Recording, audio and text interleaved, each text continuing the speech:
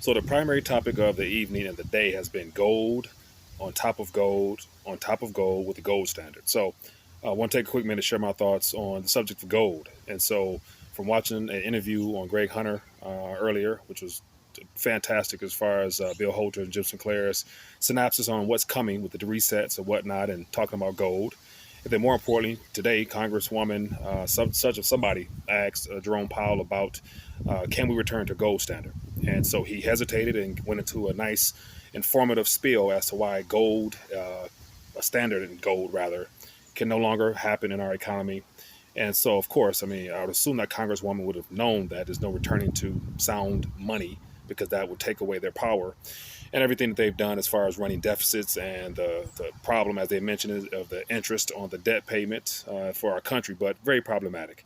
But anyway, I just want to share my thoughts on gold and how, gold is one of the things where it's touchy. And so there will be no gold standard. There will be no gold standard implemented from this country here, given the fact that that will disrupt the current pace of them trying to inflate away the current Federal Reserve note. And so implementing gold would put a clamp on everyone's wrist as far as their ability to expand its current monetary supply, as well as to come into some form of balance or budgeting or something of that nature. And so this article I'm going to share with you guys, I encourage you to read for yourself, but it's a video as well.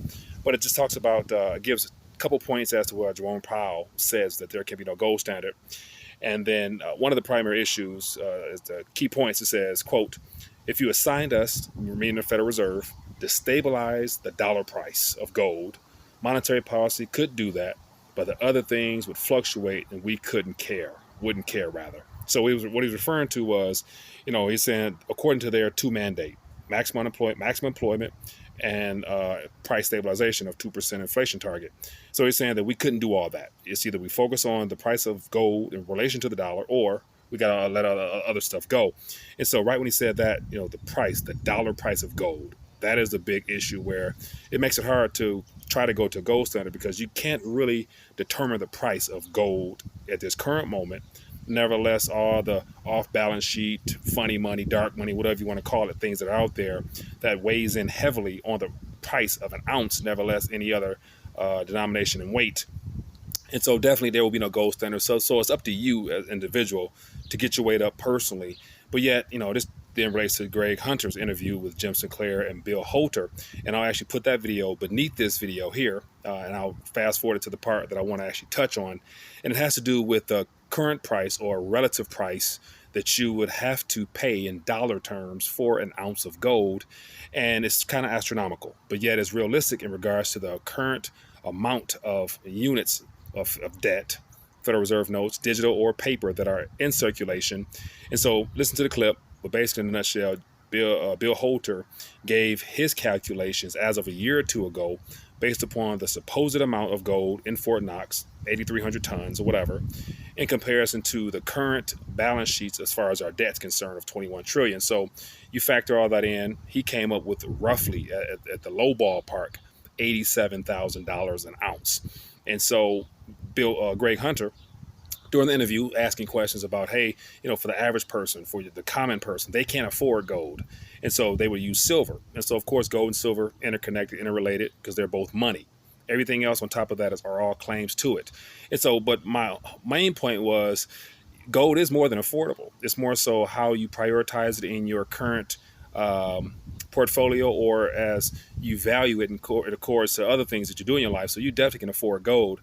And so I thought about, if an ounce of gold currently is 87,000 at the bare minimum, that's not including all the unfunded liabilities, all the external debts that we know about and don't know about, but just say as a good number, which I'll use is what Bill Holter used at $87,000. So if 1 ounce is $87,000, that means that a tenth of an ounce, which is what, actually I have one here.